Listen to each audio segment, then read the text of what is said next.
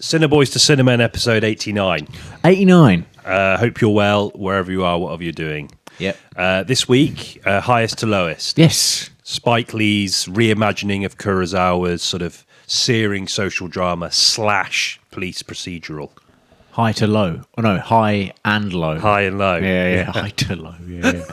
This is the sequel. I nearly went, as well. Yeah. I was like, yeah, that sounds about right. One of my favourite films I said last week. So good, I couldn't correct. remember the title. Yeah. So of course, we'll chat about that. We'll also chat about a little bit about Spike Lee, his filmography. Okay. As much as time allows. Bit of a blind spot for me. Oh, okay. So it's interesting. Interesting to hear your take on it. Yes, I've got a couple of his films in particular I'd like to talk about. I figure, sort of, for the sake of brevity, to focus on that as opposed to every single film. Yeah. And then we'll also talk a little bit about like urban films, city films, New York particularly films. New York. Yeah, New York. That's definitely. what we discussed. Yeah, I thought it was going to be just New York. yeah, films. not just cities. So in I general. thought, yeah. No, But, New York. A very sort of a city with a rich cinematic mythology, I think. Is fair completely. To say. Some classics. Taxidriver, for example. Yeah. We've talked about Taxidriver a lot. Yeah. Home Alone 2, Lost in New York. Yep. The second best New York film. That's it. And then that's it, I think. In a nutshell. Yeah. No, like When Harry Met Sally, all that kind of stuff. Yep. Like, yeah, it's easy. I think it's very expensive to film in New York, but very easy to set your screenplay there. So because it's kind of, it elevates it into something more. And then a lot of filmmakers say, it's like a character in the film. Whatever city it is they filmed in. Yeah. And actually, I think usually the only character I consider to be an actual character city-wise is probably New York. I'm at present struggling to think of a city that is as rich in terms of, a wide variety of sort of movies being shot there.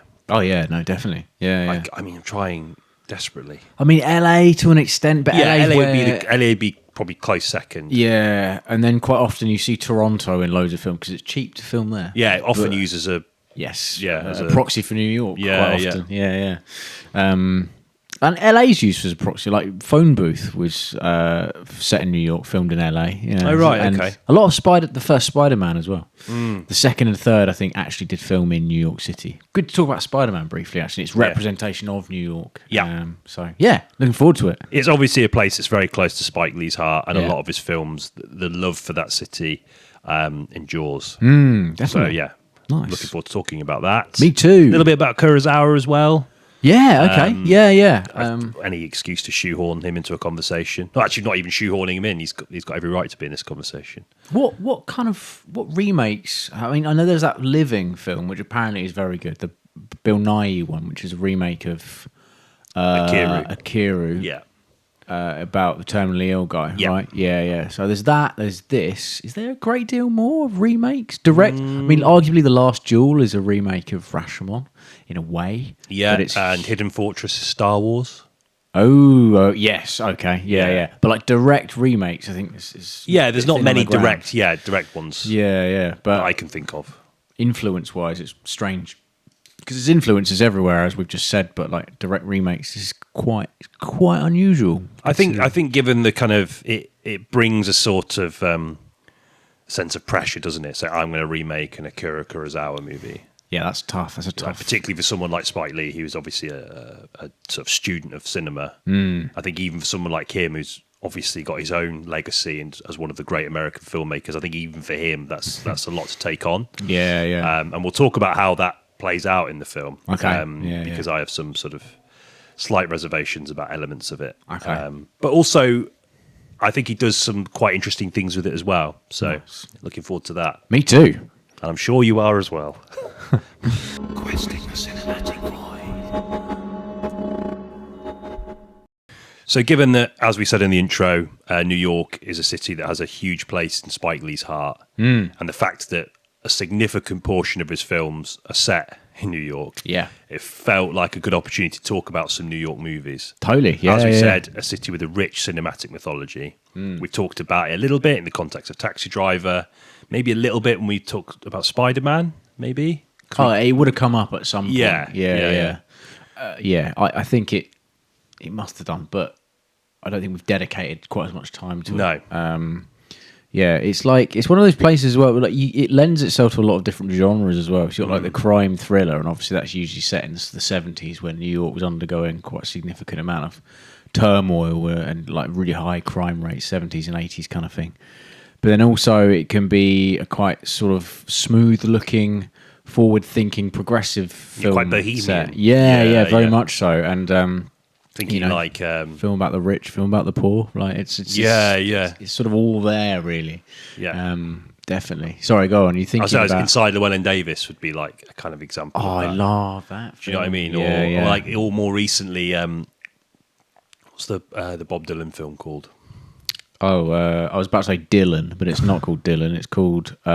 It's one of his songs, isn't it? Doesn't matter. The Timothy Chalamet Bob Dylan film. Yeah. Left a lasting impression, obviously. It shows that side of New York as a cultural hub. Completely unknown. That's it. Yeah. Is that one of his songs? I don't know. Fuck knows. Yes, it is. Moving on. Moving swiftly on.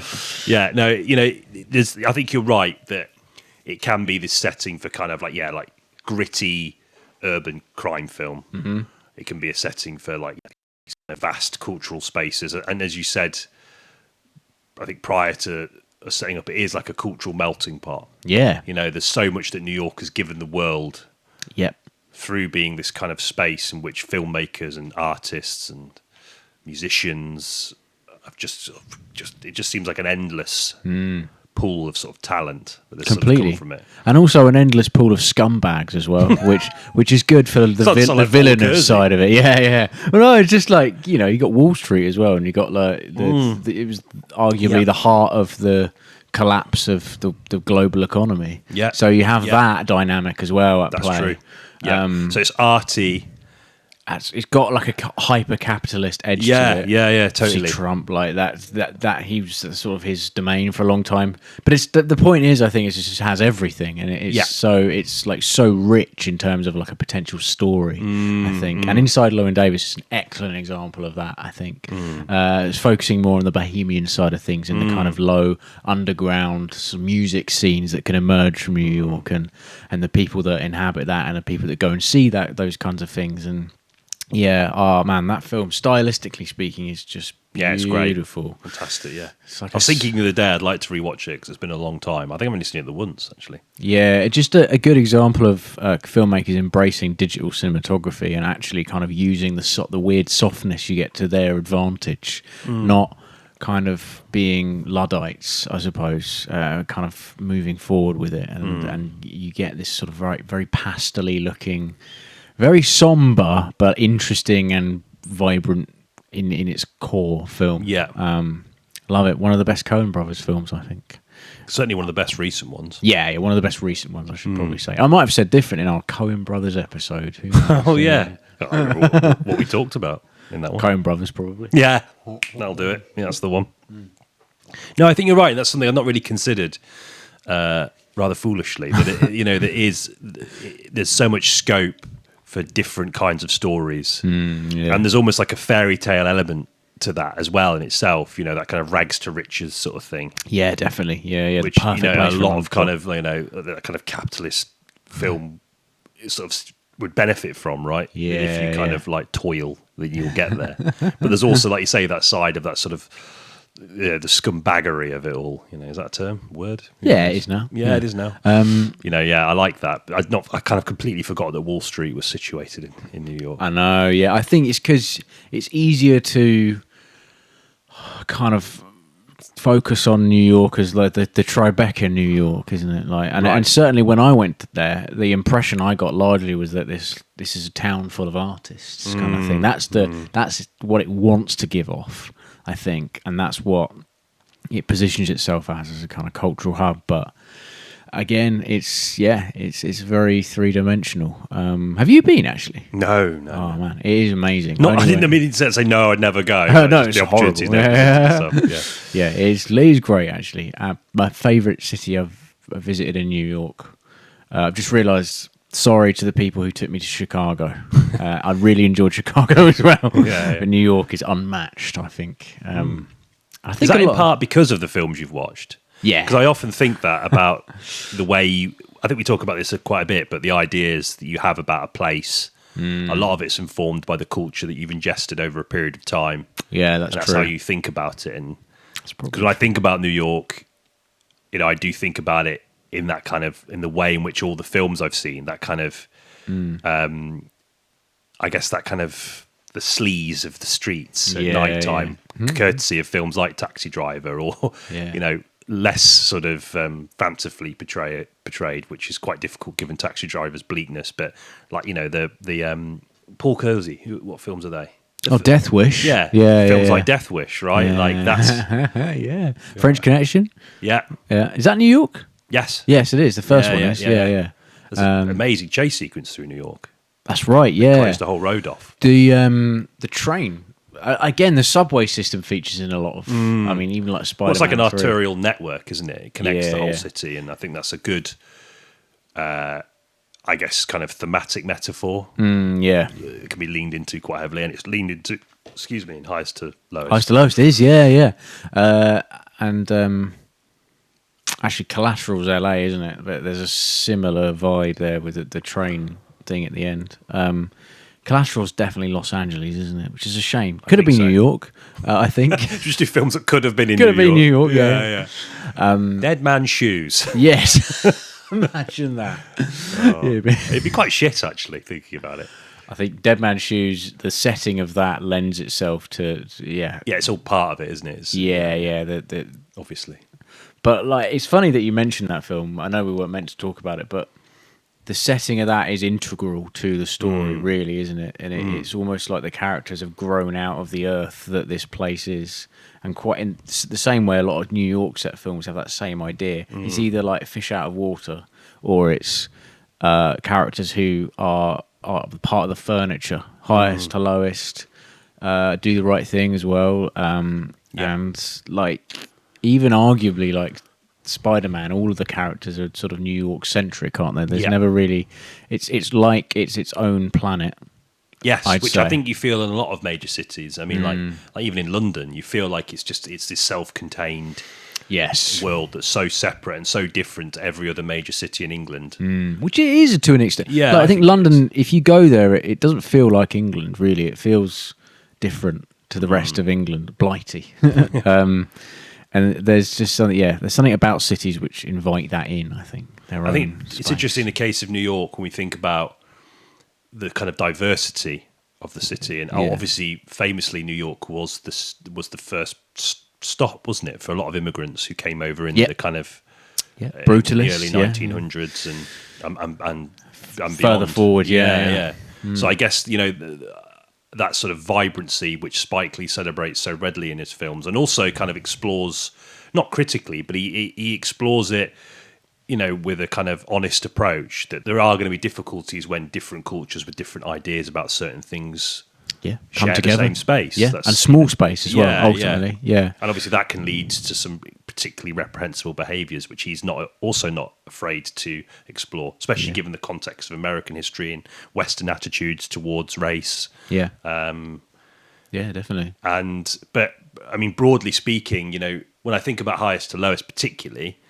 I think there is obviously a comment about race, definitely, particularly in the way the police interact with Denzel Washington's character as opposed to Jeffrey Wright's character. Yeah. I think there is a real celebration of that vibrancy, the vibrancy within diversity. Yeah, okay. And the idea that different cultures can come together. And obviously there are challenges, but that's the whole reason, or a significant part of why the city is so beloved by so many people, Spike Lee included. Definitely, yeah. And there's a celebration of that definitely. I mean, highest to lowest.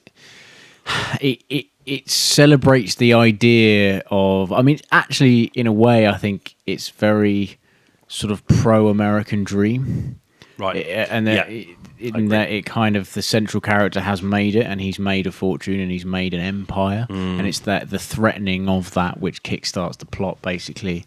And it's a very centrist film, I think. Yeah, definitely. Yeah, completely. And it does explore it a little bit, like the wealth divide, a little bit. Nowhere near as effectively as the original, in my view. Okay, yeah, that's interesting. Yeah, there's almost throwaway moment in it. Yeah. Maybe 10 minutes where they focus on a moral dilemma and it gets swept under the rug so the rest of the film can happen. I don't know what happens in the other one. I know the other one's not about music, it's about shoes, isn't it? Yeah, he's just an industrialist who's plotting to take over a shoe factory. Yeah. I think that's right. Yeah, no, that is, I think. Yeah. And his takeover is dependent on this vast sum of money. And obviously, when he thinks it's his son that's been kidnapped, but it's his, like a family friend's son, his chauffeur. Yeah. That kind of casts, his moral dilemma. It sort of the stakes for him drop because it's not someone that's immediately connected to him. Yeah, exactly. It's like the relief that he feels knowing his own son is safe is almost getting threatened. Sudden, all of a sudden, it's like, well, do I really need to do this? Does this really matter? I've got this big picture, this big plan. Yeah. Yeah, we'll go into that a little bit more, but I think Cool. there is a more. I think Kurosawa's just got a better handle of kind of moral tales than not necessarily than Spike Lee, but in the context of these two films, comparably, I think Spike Lee shifts his gaze away from the kind of socio-economic problems of the system and focuses more on the music industry. Sorry, Yes, we're jumping into jumping it, ahead. Yeah. More of this later, of course. Yeah. No, it's definitely. I think he does, without going into it too much. Of course, he does toy with that a little bit, and I think the saving grace of it is Denzel, really, who really injects some three-dimensionality into what other is quite a kind of cut paste. Yeah, like you say, very centrist and very non-committal. non-committal. Yeah.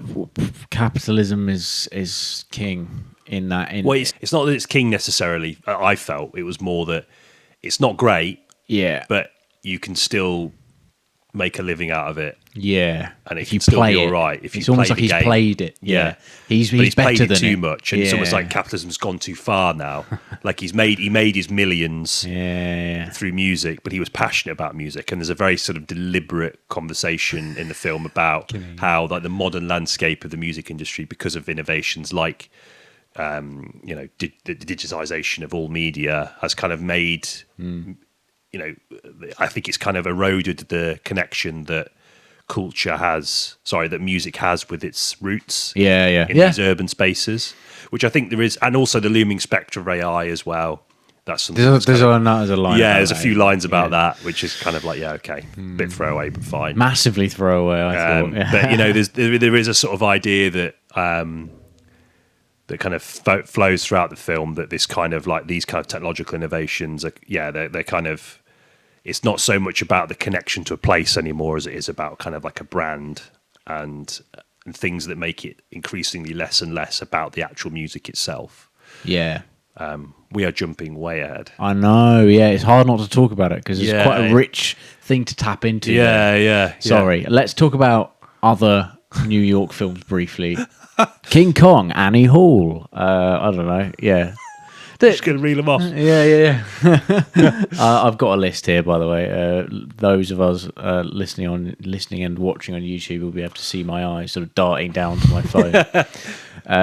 Goodfellas, obviously. I just think in the case of like, again, I keep thinking about Inside Llewyn-Davis after you sort of pointed it out. Is it just that couldn't have been set anywhere? There's something about the concrete, the sort of vertical concrete behind those characters, which really help. And like the shots of him with the cat walking down the street, like New York is such a huge part of that film. It sort of swamps it, and the visual style really just like it just wouldn't have worked had it been set in like Atlanta or something. I think. And also visual motif, steam grates. I know steam grates exist elsewhere in the world, but like there's something about the steam grate in cinema, including the French Connection, actually, which really like is such a striking image. Noir, very noiry, right? With the steam behind it, it invites the silhouette. It almost suggests a sort of sickness. Yeah, definitely. It's venting. It's like it's about to explode or something. Like, Just in terms of the visuals, like the steam grates are really really sort of ingrained in my mind. What was the first New York film you saw that you remember thinking like, oh, where is this? Jesus Christ. Mine was probably Spider-Man, to be honest. Probably, yeah. I can't really think. I think so. Probably same for me. Spider-Man would be the first one. I think. Yeah, I wonder what New Yorkers think of that film, because there's some stereotypes in there, isn't there? With the kind of I'm walking here, that kind of shit, which apparently they absolutely despise. And yeah, Well, yeah, most communities despise the kind of like yeah, the kind of those kind of cultural assumptions Yeah, about where you're about an area, don't they? yeah, totally. I think the second one Well, improves the people that live on in that. those places, I mean. Yeah, because they know the reality, I suppose. Yeah, don't they? yeah. They don't know that they're not aware of people's willingness to sort of lapse into stereotype until they leave, and they're like, "Oh, we're from New York," and then they queue for I think Spider-Man as a superhero, it's the friendly neighborhood thing, isn't it? The idea of community is quite central to that character. And they always kind of it's sort of similar with Daredevil in the sense that they almost kind of like condense New York down to like a few streets. Yes, yeah. The idea of yeah. the friendly neighborhood. I mean, Spider-Man, New York's obviously massive. Yeah, Manhattan's quite often used as a proxy for people saying how vast something is. Yeah. And like with Daredevil, it's like Hell's Kitchen, which apparently is actually a really small part of New York. But like, Tribeca as well. It's like a block. Yeah, it's just interesting that these places, like, there's like so much crime in this one area.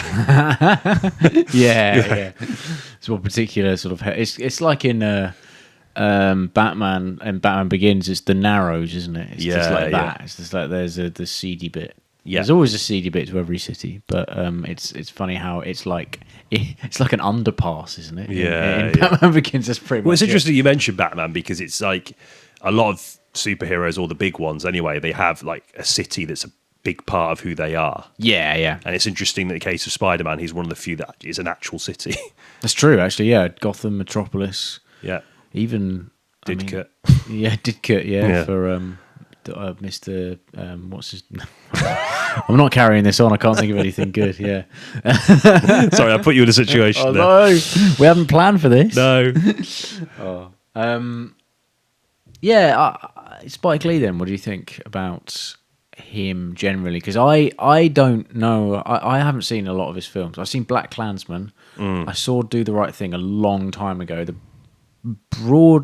Broadly speaking, I remember about the themes, but the thing I remember the most about is it was a very sweaty movie. It's like hot. Yeah, it's in a summer, like body particularly heat hot day of and which pairs well with the kind of themes of the film, which is about that kind of the racial tensions that boil over. yes, on the day. that's it. Yeah, in Brooklyn.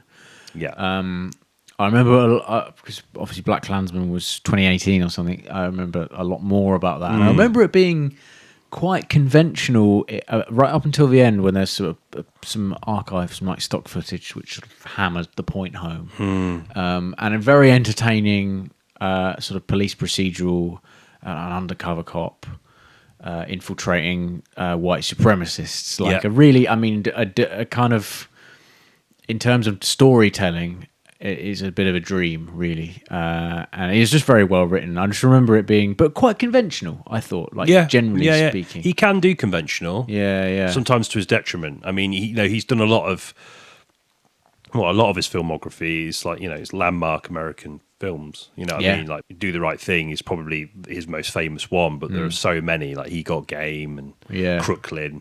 Yeah. These are all movies that are like, landmark American movies. Inside Man. Well, that's more him showcasing his ability to move away from that kind of more independent style of filmmaking into more conventional methods. Yeah, which was kind of in the context of BlackkKklansman. He can be good at that, but also he's made the Old Boy remake, which is I was about to mention the Old Boy really remake. Yeah. shit. I mean, I don't know how much of that is. I mean, I don't know. Like, I can't imagine a filmmaker like Spike Lee would take a project on unless he had kind of control over it. But I don't know. But it is laughably bad, which is sort of painful to say about any film, because you've Josh Brolin as well. Yeah, like the weight behind the camera and the weight in front. It's just so shit. That's a shame.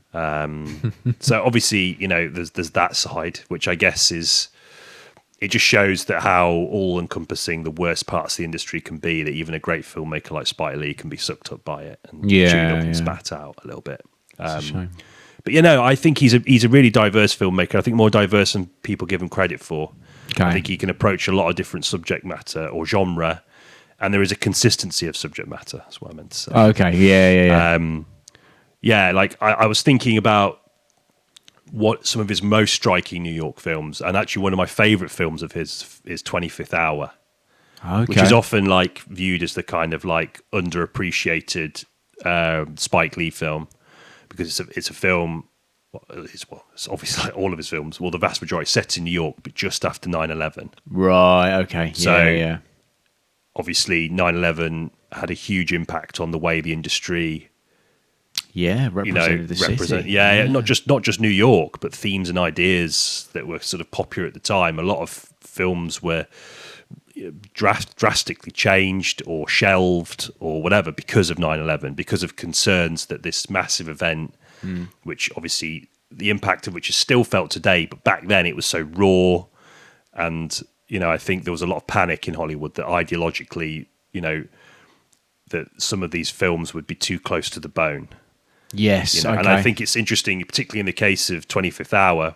It's literally like there's like a scene with is it Barry Pepper? Okay. And Philip Seymour Hoffman arguing, and their flat overlooks the Ground Zero.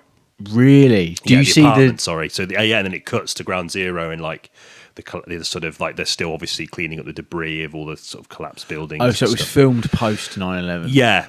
Right. It's based on a book by one of the co-writers, Bainhoff, the guy who wrote Lost. Yeah, Lost was Damon Lindelof. That's it, Lindelof. Yeah. Did he write Prometheus? Yes. Yeah. Yeah. Well, figures. Did a rewrite on it. Does a lot of rewrites. Right. Did a World War Z rewrite and made the ending very different. Right. Anyway. And he wrote this film. Fucking hell. Benioff, yeah. Benioff, yeah. Okay, So it's based on a book by Benioff. Okay, yeah. But the book was written before 9/11, but the film was made after 9 as a deliberate kind of response to what had happened. And for that reason, it didn't do very well.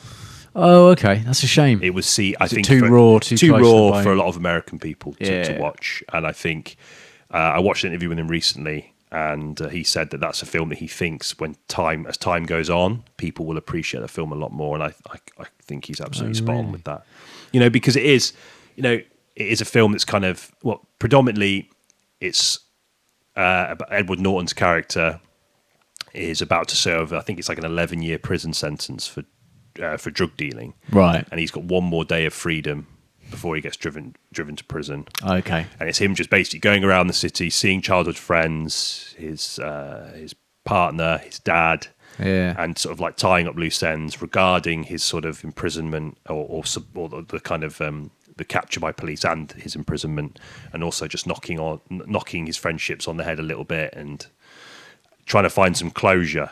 Oh man, amongst the city, and this city is reeling from the terrorist attacks of 9/11, and serves as a backdrop for his for a crumbling maybe. But it's more a film, kind of about that kind of idea, the American mythology, and I think what was so terrifying for America was that this had never really happened before. Okay, yeah.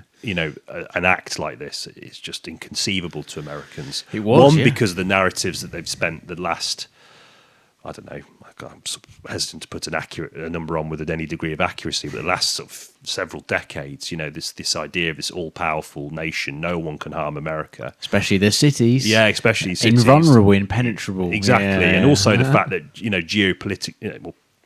geopolitically speaking, a lot of the conflicts they've been involved in have been too far away, and the technology of the time, it wasn't available to any of the opponents of America to really strike them. Yeah. So, and obviously, and terrorism isn't a recent phenomena by any means, but that was the kind of, I think, Americans' induction into it, really.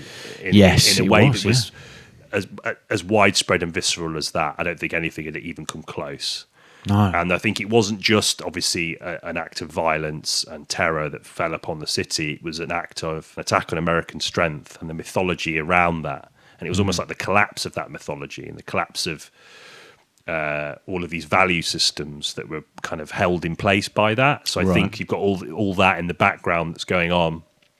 And it's about them trying to find and make sense of it, make sense of the grief. Yeah. And try and grasp for those kind of like all that mythology that was once there, but now lying amongst the rubble of Ground Zero. You know, it's like it's a really sad film. Yeah, it sounds it. In the but- context of someone about to go to prison as well, you know, like that must have been, there's a looming spectre of nastiness, I suppose, over it all. A lot of his films are quite cynical about aspects of that mythology because of his experience as a black man. Yeah. And that's obviously shows a lot in a lot of his movies, like Do the Right Thing, right? That's, about how those mythologies only work for certain people, right? Yeah. And how those mythologies continue to enforce the treatment of certain groups of people. And that film was about the daily realities of that and how that boils over. Yeah. So he's not someone that completely buys that mythology and would die on a hill for it. No. So he understands that the reason for what's happened is a lot more nuance to that. Yeah. And the subsequent things that happen as a result are to be, are treated with a sort of similarly kind of like, it's not like, go and get them, boys. It's a film that really focuses more on the pain and the pain of that event. Yeah. And also, as I say, the death of the kind of America as this kind of impenetrable, not unkillable, but sort of, there's a comfort bubble around the whole country. Yeah. And all of the conflicts, like you say, are happening elsewhere, and can be talked about in the safety and comfort of a big kind of concrete fortress, I suppose. And the end of that, and it's never recovered, and neither's London, like neither's any major city really. Like since that event, it's you're on your toes a bit more. I think a lot of people in that era. I mean, I was far too young to kind of feel the seismic impact of that event, but you do. It was a turning point, and turning point for cinema as well. 100%. Yeah, it changed the way. I think I think Christopher Nolan has probably a lot to do with that kind of change. The blockbuster movies becoming a lot more serious and dark and brooding. Yeah. And I think that is a response to that kind of 9/11 trauma. And the way the kind of the aesthetic of his films. The kind of the Kevlar armor. It's not like this sort of silly suit. It's like battle tested. Yeah. Functional. Yeah. That just that was never put into mass production because of its cost. But there's that kind of the militarism. Yeah, it sort of permeates throughout a lot of those movies. Yeah, and you think about the superhero films, which are essentially kind of mass entertainment films. The fact that it permeated through that just shows how much that really impacted the kind of cultural consciousness.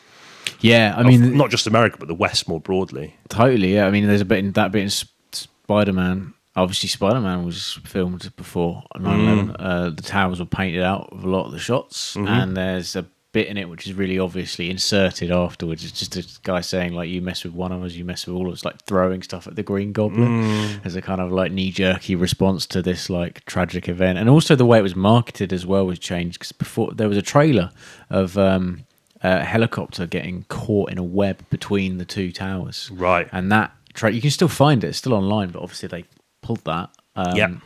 It exists as this artifact of what that film could have been, really. And the third act of that, of Sam Raimi's original Spider-Man, is brutal, like really dark, really brutal, really nasty and bare-knuckled, considering it's one of the first 12 A's, but it's a kid's film first and foremost. It's a film called Spider-Man. So to have that inserted into your work is definitely a response, I think. Less overtly like a film like 25th Hour getting made, but just an example of what you were saying about the nature of the change that event brought on, really. Yeah. And I think it's interesting that, Spike Lee feels that that's as time goes on, people are going to be able to reflect more on it. And if you think about the kind of national attitudes at the time, and you say that kind of knee-jerk scene, you mess with one of us, I mess with remember all that. of us, yeah. That was kind of the pervasive feeling, wasn't it, after 9/11? Like, go and get whoever this is. We don't need anything else apart from we need to see bombs hitting something. Quick results. We need something. Yeah. Obviously, what happened as a result of that is, 2 long, drawn-out conflicts, and I think a lot of people reflect on that and realised that their initial kind of demand for some kind of justice. It was. I think a lot of people realised that they weren't going to get that sense of closure from that, and I think it's sort of hinted at in 25th Hour a little bit. Really? About closure, about getting closure and. Okay. I need to see that. That sounds really fascinating. It's a really, really great movie. It's funny because it is quite understated comparative to a lot of his other films. Yeah, okay. It still has a lot of his stylistic flourishes. There's a really beautiful moment towards the end of the film where Edward Norton's being driven to prison. Okay. And he just drives through New York and just sees all the different faces that make the city, like different cultures and peoples. And it's just, I think he's quite cynical about the city for a long time, but I think he realizes that there is a lot of good and a lot of good to be had and a lot of decent people. Oh, man. Yeah. Which is very much Spike Lee, I think. He has, as we've said many times, it's, that is a foundational to his love for the city, not just because he lives there and, and all that, Yeah. born there. I think he really understands that about it without pandering to the kind of like airy-fairy kind of like shit that obscures the problems, Yeah, okay. Oh, man. Yeah, I'll definitely give that a watch. Yeah, I do wonder, thinking about Highest to Lowest a little bit. I know we keep doing this, but I wonder if this film had been made like 20 years ago. I wonder if it might have been a bit more phosphoric in its critique. Do you think? I think Spike Lee has softened a little bit. Yeah, this is a soft movie. I think. I think so. In the way it sort of unfolds. And I know talk we've said about it that. now. We said that. Like we said that his films. We've said that he has this ability to go into different kinds of movies and soften things because, for like a film like Inside Man, you're not going to be able to spend a lot of time exploring race. Yeah. Because it can be there. Yeah. But at the end of the day, this is more about entertainment and you've got to be moving things forward. The narrative is king, right? Quickly, especially with a heist film. Yeah. And a hostage film. Yeah. And in this case, it feels a bit at times like we talked about its theatricality, and it feels like at points I was like, it's like that film Closer. That's based on a play. It feels like I was watching that, and it really is an odd tone, I think. Yeah. And I've been struggling to reconcile with it because I think it was, were it not for Denzel, it would have been a lot harder to watch, like a sort of soap opera kind of levels of quality, which I still don't know whether they were intentional or not. They must have been to some degree because the way the dialogue unfolds is kind of like very expository and very like one theme check, next scene, next theme check, next scene, next theme check. Like there's no kind of, they don't bleed into each other a great deal, and it's very kind of act focused in that way. And in some ways that works for the film, and in other ways it's a bit like a bit unusual, and there's an odd tone to it. Like the opening, beautiful cinematography, and a clear love letter to New York, very clear, very obvious, very love letter to New York, and the polish that a lot of the buildings can have from a distance, I think. Which is a theme that's kind of sort of semi-explored in this one, but in High and Low is much more apparent. The idea of looking up. Right, these kind of like big penthouses or big buildings from your sort of lowly squalid abode. Yeah. Okay. An aspiration that becomes an obsession, that becomes hatred. Yeah. Then which turns into. Okay, so you're positioned as an audience member as a kind of an aspirational person, I think. Yeah, and I these think buildings just look so magnificent at the start. Yeah, I think that's one of the kind of great things about Kurosawa's film is that it's about the morality of aspiration and what that kind of inspires in people. Yeah, okay. Because, people, it's a very literal metaphor, but Kurosawa's just so good at those and giving them like weight. Yeah, okay. And I think if you consider Japan at the time, it was very much in the sort of aftermath of the American occupation and a lot of the kind of American involvement in the restructuring of Japanese society and its economic situation. And I think, whilst obviously it'd be ridiculous to assume that there wasn't rich and poor people before that, I think a lot of the ideas of like that kind of capitalism, American capitalism, is that a lot of it is about aspiration, isn't it? It's built on that. It's built on the idea that if you work hard and do your best, you will be in that penthouse with the guy that you've always looked up at, with like a sort of a mixture of kind of sort of hatred and sort of or reverence, I guess. But there's something about the moral makeup of that you almost, for a lot of people, that doesn't happen. Yeah, okay. Yeah. And what happens then? Do you just accept your lot in society when there's literally someone above you taking the piss? Yeah. Basically, their existence is a piss take to you. Really? Yeah. Yeah, because they're not sharing their wealth. Yeah. No, exactly. And so that becomes then an unhealthy obsession, which then leads to the act of criminality, which, the taking of his son and his friend. Son, or then ends up obviously becoming, I think it is a chauffeur in the film. I think in High and Low, I can't quite remember, but it's definitely a chauffeur in Highest to Lowest. Yeah, that's maybe why I'm making. I think it is. I'm pretty sure it still is that.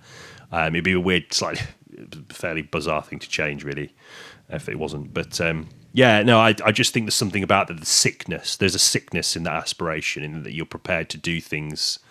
And that's kind of central to a lot of crime movies as well, right? We talked about this before, but like crime films, or they sort of certainly ones that explore organised crime, like Goodfellas. It's about the intersection of capitalism and criminality and how they're almost one and the same, in the sense that these businesses might not be legitimate, but they use a lot of the same practices and ideas that quote unquote legitimate businesses would use to achieve success, and how they control the landscape and make it very difficult for anyone else to kind of maneuver in on their action. And I think, that kind of level of aspiration, to have that, means that you do have to surrender some sense of humanity to get that.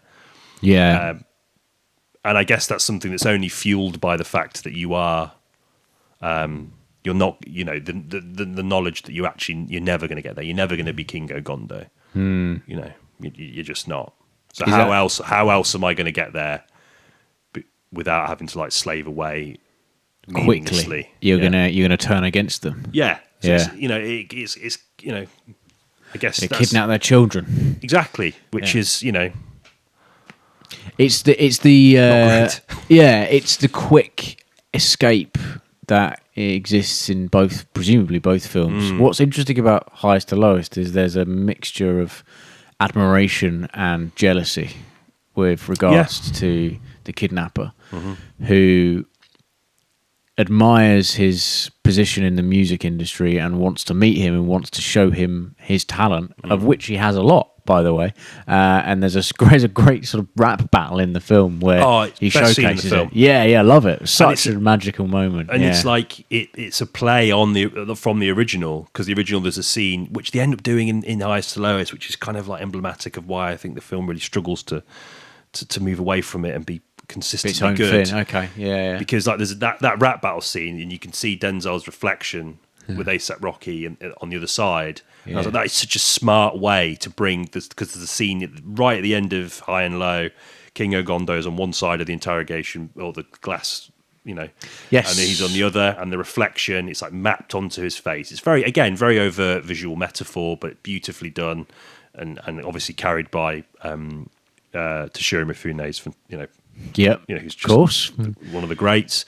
And I thought, wow, what a fucking smart way to do that. Yeah. And then in the end, they do it again. Yes, I did. And I thought that is precisely why this film just doesn't quite do it. Because like you've done something really quite interesting with that, and you could sort of maybe end it there, or maybe just wrap it up a bit quickly after that. Yeah, maybe an sort of epilogue where he brings that aspiring singer to the house and she sings. I was a bit like, well, this, I don't really that didn't really work for me. No, I didn't understand Because I think a inclusion. film that needs to have about these kind of ideas, it needs to have kind of like a cynic. I think the ending needs to be cynical, and it goes back to this idea. I don't think Spike Lee has it in him to be cynical enough about the kind of character that he's sort of adapted. You know, Yeah. We talk about the idea of it being about the kind of music industry, and I think there are some very valid criticisms about. There's quite a night, one of the few decent exchanges at the start of the film.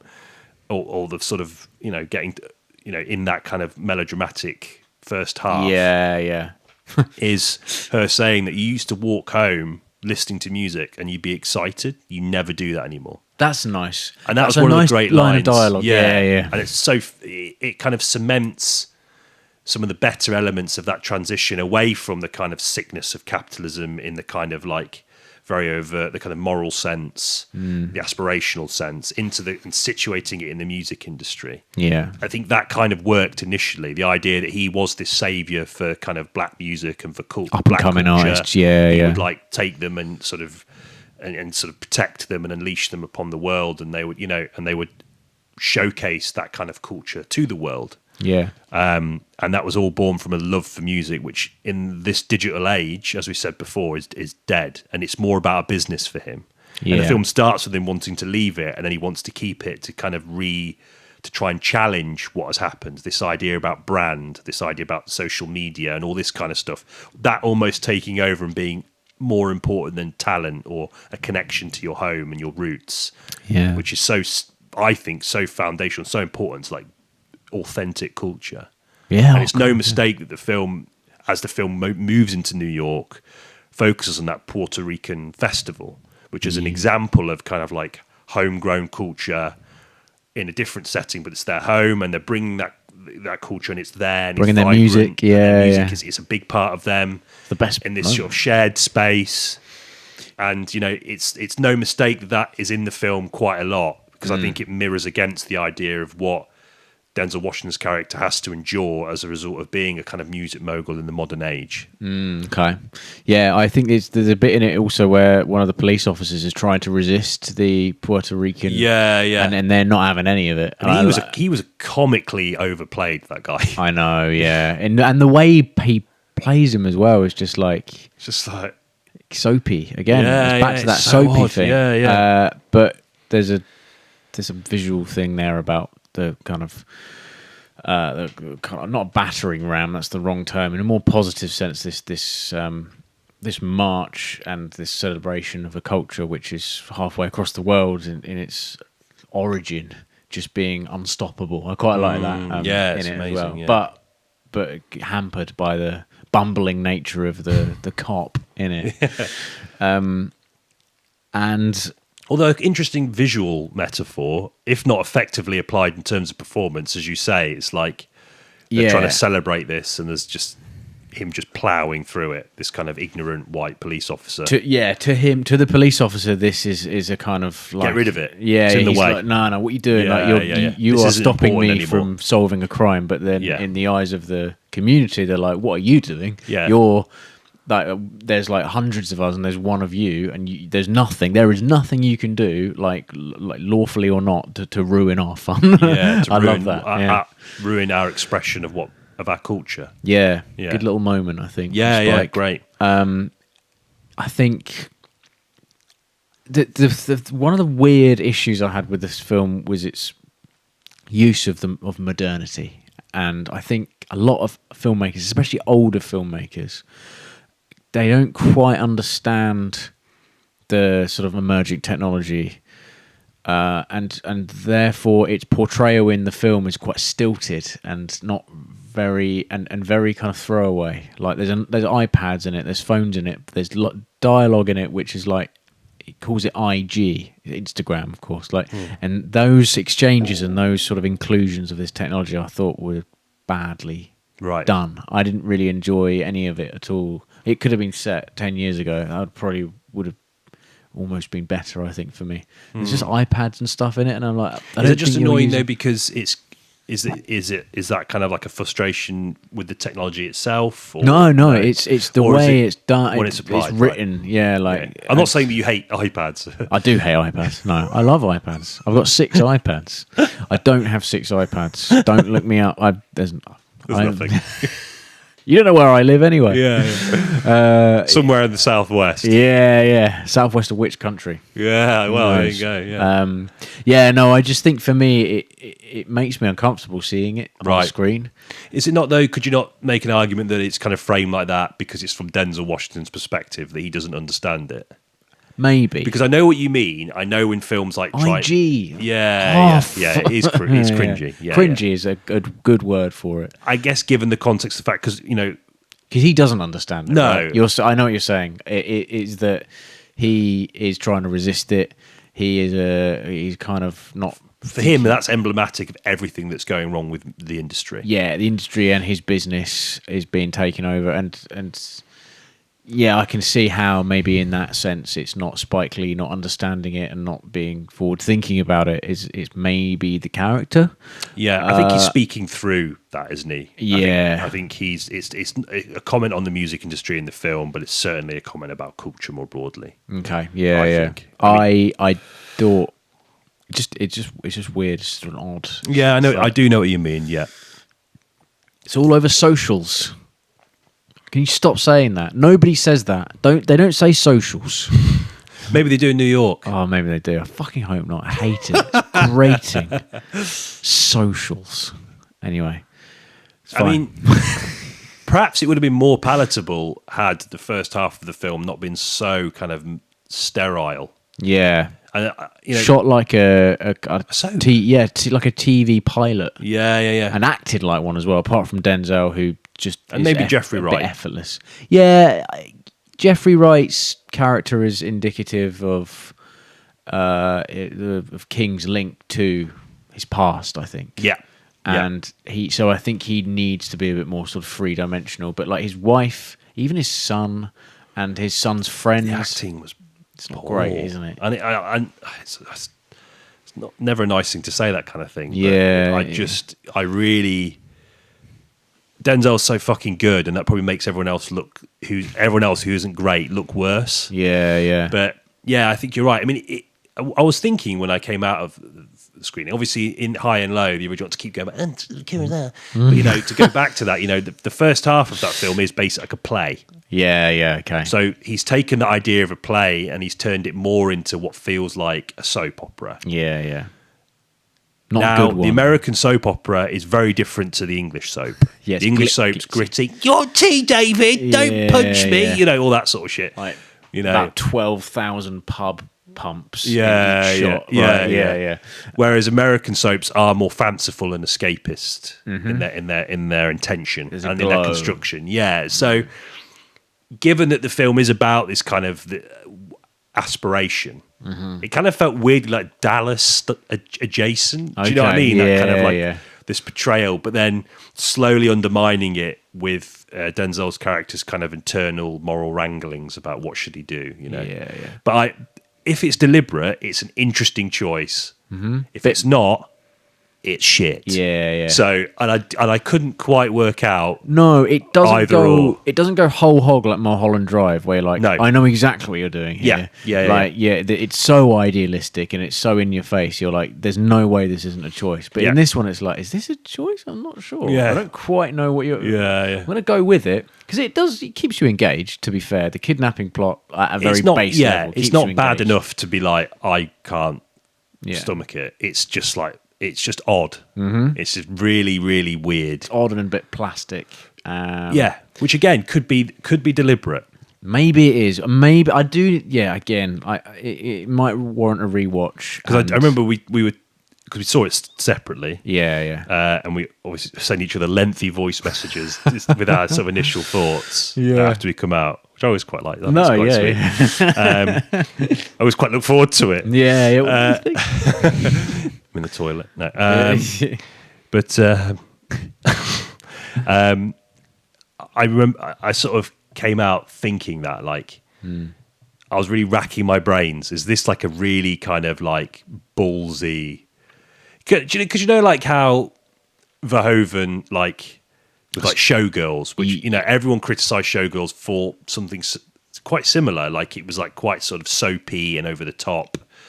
But we kind of defend Verhoeven on that basis because, well, I certainly do, because he's a filmmaker that if he's going to make a film about a topic, he embodies the kind of vibe of that and the culture of that in every part of his approach. Yeah. The same way like RoboCop is, the action and pacing of RoboCop is indebted to the kind of violence and excess of 80s action cinema of the time. Mm-hmm. Yeah, Starship Troopers is the same exactly thing. right. Yeah, so like he embodies everything about what he's exploring. Yeah. And that has its detractors for that reason. Yes. Because if you're going to embody those values in the film, then it leaves it open to critique on that level, not just thematically but also stylistically as well. Yeah. I was thinking that, and then I was trying to think that in the context of Spike Lee. It's not really ever something he's done before. Yes, I was just about to say. So like, your your weird history for him to do it now. Your history doesn't point to yeah. But it's odd because he's so established. Yeah, and he's almost got a genre in and of himself. Why? I don't know. It's such an odd choice. Maybe it's a really bold choice. I hope it is. I really hope it is because the film is quite special in a lot of ways as well. And like I do. It was a lot more interesting than like Jurassic World Rebirth, for example. Like I wasn't sat there thinking like, oh, like it was really good in a lot of ways, and also being introduced to Kurosawa sort of adjacent storyline was really nice, and also there was like some. The moments of sort of the cultural moments were really, really good, and again that speaks to Lee's deep connection to the city, and and like there's a subway train bit, and there's a bit about like we hate Boston. And it's quite funny. He can't help. He can't fucking help it. Yeah. He's a Yankees fan. He loves sports, man. Yeah, like he's always on about like basketball. I think he supports Arsenal. Does he? He's watched a lot of Arsenal games, yeah. So he's obviously sports mad, He's and a lot of his movies are like that. I mean, He Got Game is about a basketball player. Okay, yeah. And like Denzel Washington's in that. He's so good in that. That's one of my favourite Spike Lee films. He plays like he's in prison, and the governor of the prison, or is he the chief or the governor? Every prison has like it's not a warden. Because the warden's the head guard, but I think it's the governor or warden. The governor, I think. Something like that. But he wants his son, who's like an up-and-coming basketball player, to join his college team. So he temporarily releases Denzel Washington to try and reconnect with his son, but through that convince his son to move to this college. Right. And it treats like sport as some kind of like, if you have this gift, it's almost like blessed to you by some ethereal power, and the difficulty that comes with that, like how that kind of attention brings money. Yep. And how that money corrupts the people around you, like his romantic relationships, his family, his friends, and he has loads of detractors as well, which are people that are essentially just bitter and resentful of his success. Yep, which you would get. And again, and I think about that movie, the reason I mention it and talk about it for more of a prolonged period is because that is, for me, a much more potent critique of how money ruins sport. Yeah. Right? Okay. So, and that was Spike Lee quite a while ago. Right. Spike Lee now is like, again, like we said before, capitalism isn't great, but he made money from it. Yeah. Maybe you can too. Yeah, exactly. And I thought it was, and not to get too, I thought it was quite telling there was a Kamala Harris poster in the fucking back room of the characters. I was like, okay. Yeah. There wasn't there? It was very easy to spot as well. Yeah. I'll we should keep that in, but I think it's okay. Yeah. Kamala Harris is not a listener, so it's fine. No. That's true. Well, I've checked. Yeah. If you are listening, Kamala, best of luck. But yeah, no, I don't know. Like it just felt soft, flaccid. Even. Yes, indeed. And I don't know. I'm hesitant to sort of be too critical on that basis. Yeah, I don't know. it looks gorgeous. Yeah. It really does. It has, Matthew Libatique shot it, and you can tell. And also the way the cinematography changes as the film kind of goes into the deeper, sort of darker. Yeah, it becomes elements. a more urban. It's pretty light on the police procedural stuff. I thought it was more like which Kurosawa's version was like very heavy. Oh police yeah, it's so wasn't the it? transition from the kind of stage play to the kind of expansive police procedural is so good. Oh god, take this off. It's too hot. That's not. no, yeah, it's actually quite cold. Yeah. I agree that it's more about the city, but Okay. a darker side to the city. Actually, I thought. Yeah. a place of like a mausoleum of just dead dreams, basically. The cinematography changes as well. It changes from like basically Ari Alexa to like Super 16, Super 8 as well. I quite like that. I always like those choices as kind of like stylistic decisions. Like once you go down into this sort of, basically once you get out of the penthouse, you're grainy now. You're an older film stock. You're more like ground level, and you're more, nothing new. But I quite admired that. Yeah, I really liked the sequence of him going into that kind of recording studio. I really like the sequence preceding that where he talks to the guy, they identify the guy who did it. Yes. Even though he gets away from the police initially, and he goes to his house, meets his partner. Oh, yeah, who's yeah. this lovely lady, just doing everything she can to get by, supporting someone that's obviously struggling with his own mental health as a result of not succeeding. And, it's just a really sort of powerful moment. And it's a good scene. Really good. And then he goes off into this recording studio, and then there's an excellent exchange, like you say, the rap battle, and him sort of coaching him about his music, and then A$AP Rocky sort of like, almost you can see that part of him that still really admires him, almost breaking through this resentment. And great performance by him, by the way. Oh, there, I don't know a great deal about him, but I don't think I've seen him in much or heard about him being in much. So I don't know if this is his first film or potentially. I mean, you wouldn't know. He's very good. He adapts well to the screen. But that scene was superb, and like I said before, it's just a fucking shame that they spaffed it. Yeah, not in the film. There's none of that actually happens. No, there's a homage. There's a subtle homage, and then there's a not so subtle homage. Yeah. That is a shame. But the urban stuff, Puerto Rican music, that's kind of like it's giving this chase a sense of agency. Oh, sorry, a sense of urgency, but also again showing why it can be such a treasured space. Yeah, it's good. Yeah, great stuff. Ending's wank though. I thought. Oh yeah, I just singing thing. I thought it's like Pop Idol. Yeah, it was. It really what the is. fuck is going on here? And he started his new business. It's all evidently going very well, and it's like it's almost it undermines the moral quandary he has in the middle of the film. Yeah, which in and of itself was very throwaway, as I've already said. And they seem to be mates again really quickly, him and the chauffeur as well, which was a bit of an odd one. I thought that would do a lot more damage to a friendship. No, it's all good.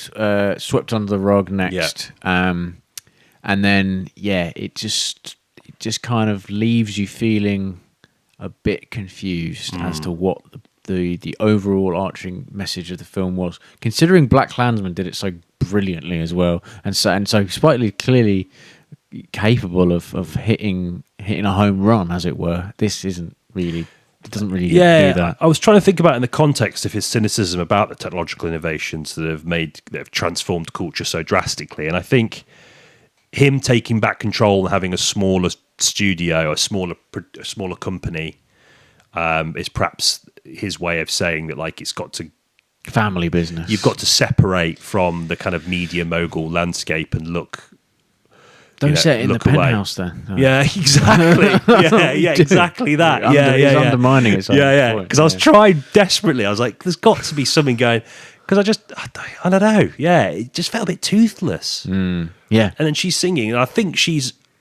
Is it Ice Spice? I forget. I don't know. God, I fucking. Yeah, I think she's obviously she's like a a cameo kind of yeah. So obviously, but I just didn't really. Yeah, it didn't really fit the film's ideas at all. No. And it can wrapped it into a neat little bow, which I think is the total opposite of High and Low, which maintains its cynicism till the end because it's a moral tale. Yeah. And like the best moral tales, certainly in the lens of how it views capitalism and stuff, they don't just go, "Oh, it's all right though."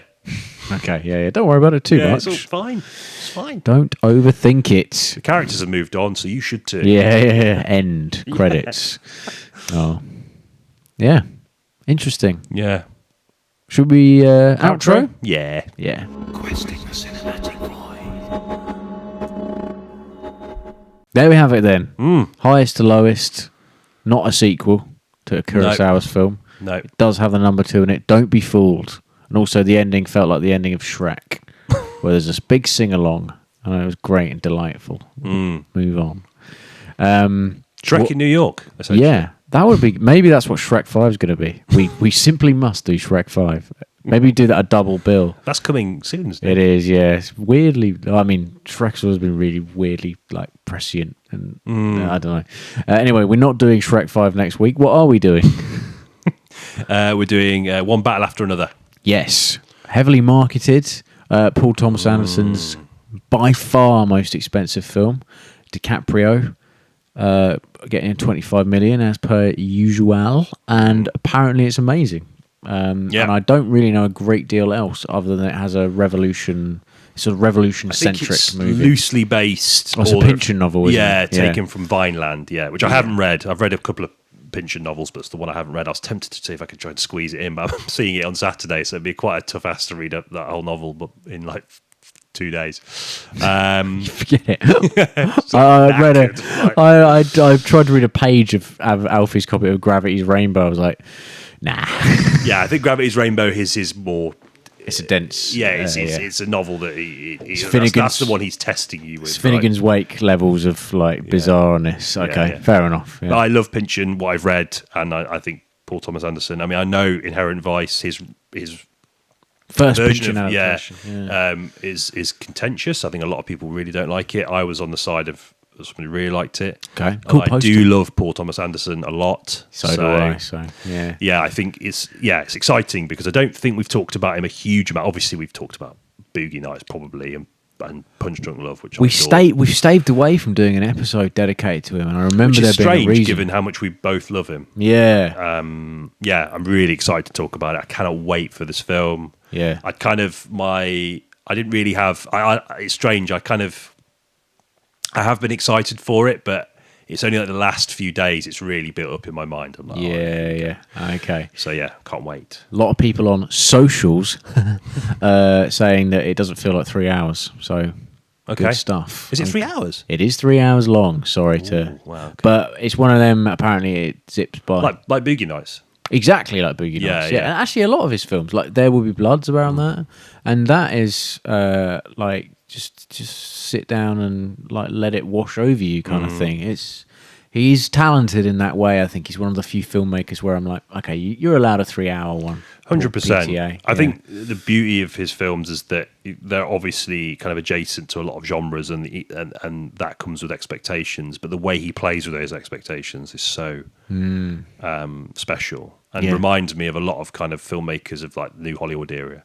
Yes. I remember reading. I'm not having this as my own idea, but someone was saying it. Robert Altman's of clear influence, and that's one of those things. You go, oh yeah, of course. Another filmmaker that just did genre films, but was like, I'm not doing it like that. I'm doing it my way. And I think that's a clear influence on him. Yeah, I'm really looking forward to going in deep on that. Me too. And the film. Nice. Film afterwards. Yeah. Did you say you've got one? Yeah, I thought after Smashing Machine, because that's out October the 3rd. Yeah. So that feels like a good couple in the bag. So we got One Battle After Another, Smashing Machine, Shrek 5. Did you want to do? I'm not a big Shrek guy. Yeah, I'm only joking, by the way. But no, I mean, if you want to, I don't know if it's even out. Is it out this year? I don't know. I do like. I actually did quite enjoy the first one, but no, maybe not. Maybe. Yeah. See what our audience says. Keep listening. See what your parents find say. out. Yeah. I'll ask them. Shrek 5. Shall I do an episode on Shrek 5? Yeah. Nice. Yeah, Smashing Machine. That's a good shout, I think. Back to Benny Safdie's first directorial effort solo. Dwayne The Rock Johnson, a man we talk about quite a fair bit. And, Yeah, I think someone who's desperate to recalibrate his image. Yes, absolutely. And this is the film for it. Yeah, So, apparently amazing. He's amazing in it. So, fair play. is that, Jumping the gun. Yeah, is that just early natter? True. Yeah. You never know. Yeah. Looking forward to it. Yeah. Cool. Looking forward to both. In the meantime, thanks for getting to the end of the rep. Thank you. Much appreciated. And we'll see you in the next one. Take it easy. Look after yourself. Bye.